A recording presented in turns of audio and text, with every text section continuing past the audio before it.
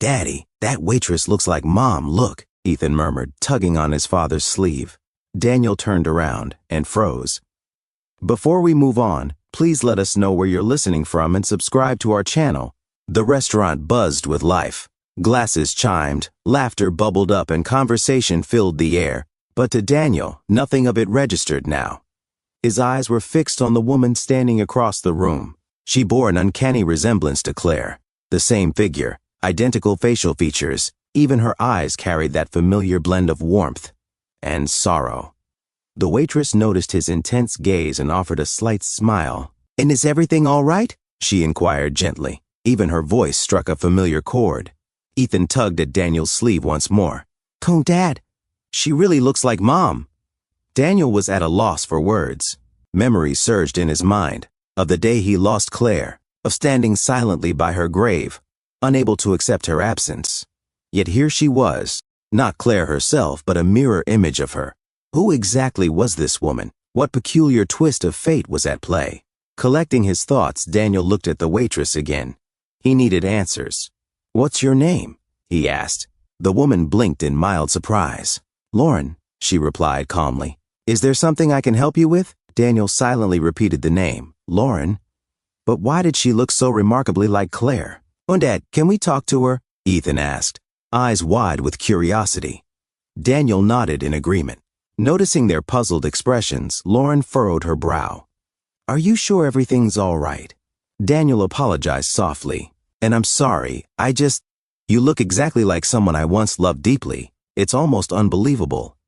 Lauren tilted her head, as though trying to recall something buried in memory. Daniel's heart pounded. This couldn't be mere coincidence. Answers were needed. "So and I have a break coming up," Lauren offered. "If you'd like, we can talk then."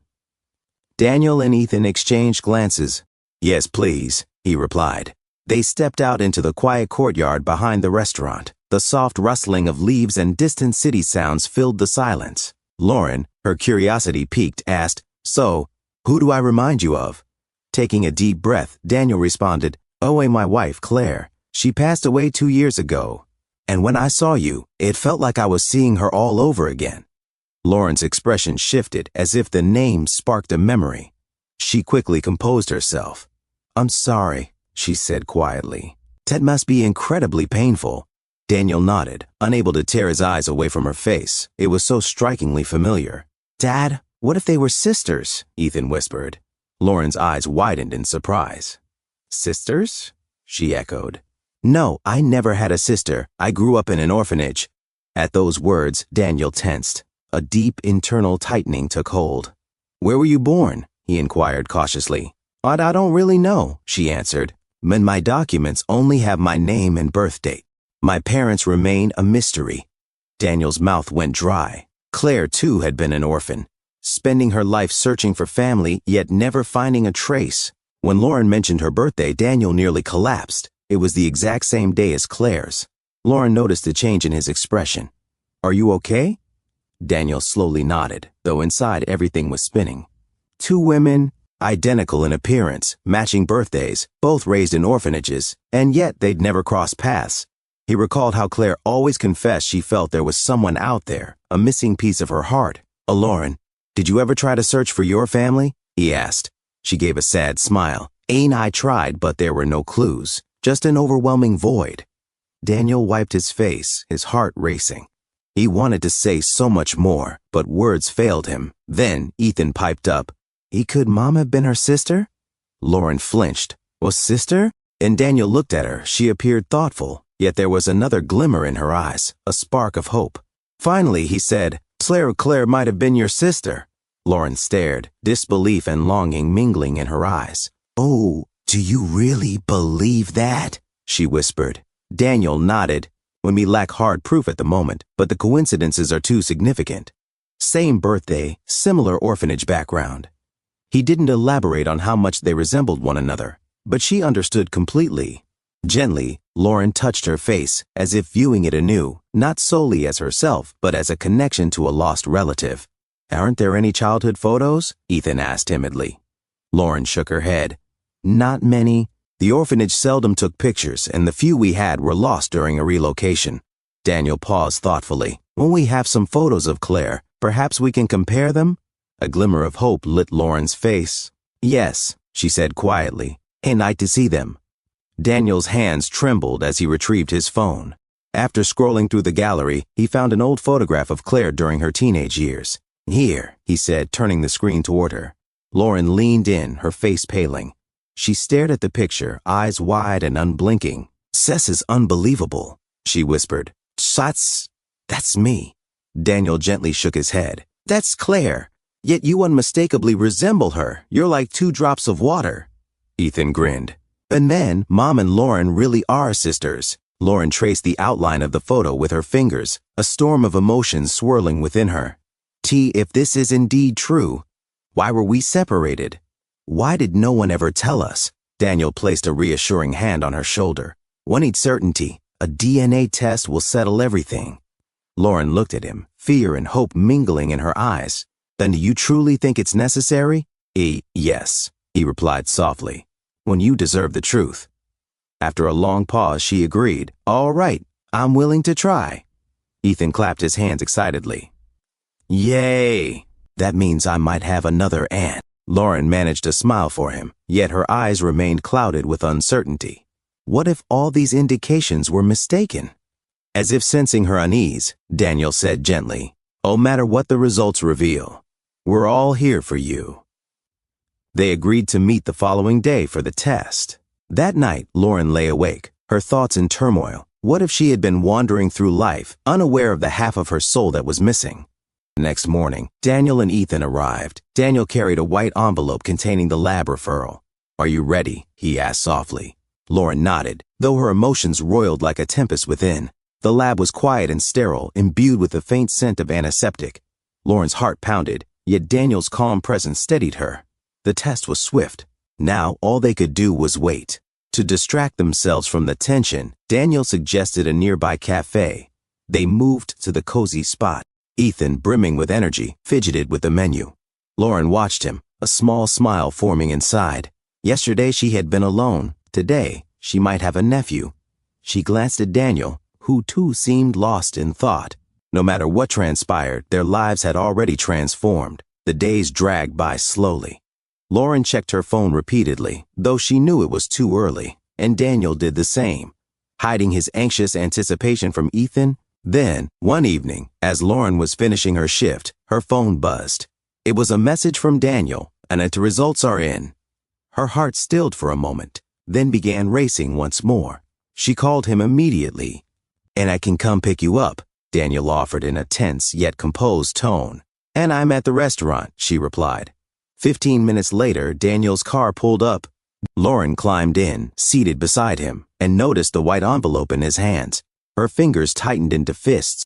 Daniel met her gaze silently for a brief moment, then extended the envelope toward her.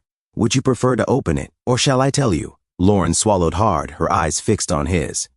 Oh, tell me, she whispered. Daniel's voice softened as he spoke. Oh, your sisters.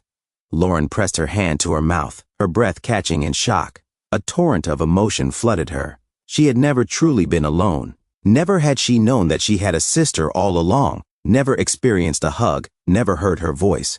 Tears streamed down her cheeks unheeded.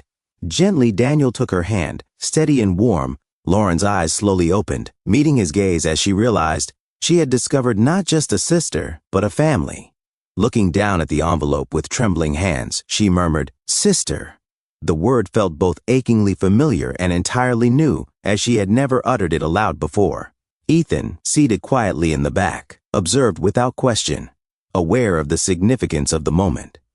At last, Lauren opened the envelope. Her eyes quickly scanned the lines that confirmed what had already been spoken. After carefully placing the paper back into her bag, she looked up at Daniel. I had no idea, she confessed. He never even knew she existed. And now, it seems it's too late. Daniel met her steady gaze.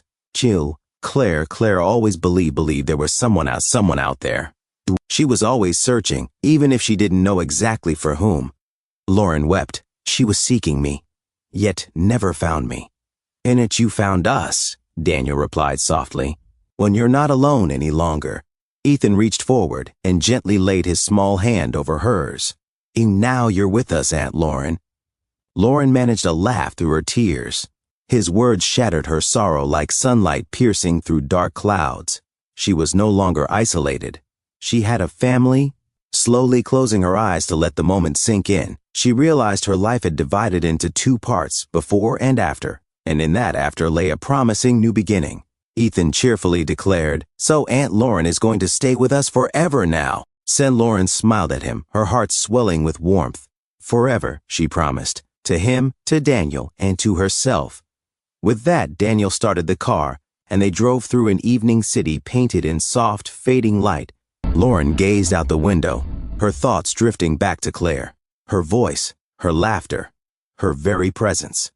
She pictured countless moments that might have been, had they found each other earlier. "I'll take you to Claire's home," Daniel said gently. "Everything is just as she left it, her belongings, her books, her photographs." Lauren's throat tightened. "I want to see them," she whispered. Ethan nodded eagerly. "When we have Mom's albums, you'll get a glimpse of who she was." When they reached the house, Daniel paused at the door, as if steeling himself for the flood of memories inside. Lauren stepped over the threshold and inhaled deeply. A gentle scent lingered in the air, Claire's perfume. Daniel guided her to the living room, retrieved a photo album from the shelf, and handed it over. Lauren opened it slowly, her fingers trembling as she flipped through the pages. There was Claire, smiling as a child, radiant on her wedding day, cradling Ethan in her arms. Looking at the photos, Lauren realized she hadn't lost a sister. She had simply found her. Within those images, in the cherished memories, and in this newfound family, Claire continued to live on. She kept turning the pages, pausing to absorb every smile, every captured glance. Daniel sat quietly beside her, fully understanding that this album was more than mere photographs. It was a bridge connecting Lauren to the sister she never knew. Ethan nestled against her. "Mom was always looking for you. If she'd known, she'd never have let you be alone." Tears welled in Lauren's eyes as she embraced the boy gently, then turned toward Daniel. "Thank you for finding me. Thank you for accepting me," she whispered. Daniel squeezed her hand gently. "We're family now, always." She nodded, then returned to the photos. They were no longer just images. Each one evoked a feeling, a remembrance, a piece of her soul. She could finally begin to mend the emptiness within. The past was unchangeable, but the future was hers now, with them. That evening, Lauren stayed with Daniel and Ethan. They shared stories of Claire, shedding tears and laughter alike. With every shared moment, Lauren felt herself increasingly at home. When it was time to part, Daniel said softly, "You don't have to leave, Lauren. You're one of us now. This is your home too." Lauren looked first at him, then at Ethan, who was dozing against her shoulder. A shiver traveled down her spine, not from fear, but from a deep, resonant certainty. She smiled and nodded. "I'll stay." Ethan wrapped his arms around her as Daniel simply nodded, understanding that everything had finally fallen into place. Lauren was no longer alone. She had a family, and ahead of her stretched a new life, one filled with love, warmth, and the comforting promise of a place to call home.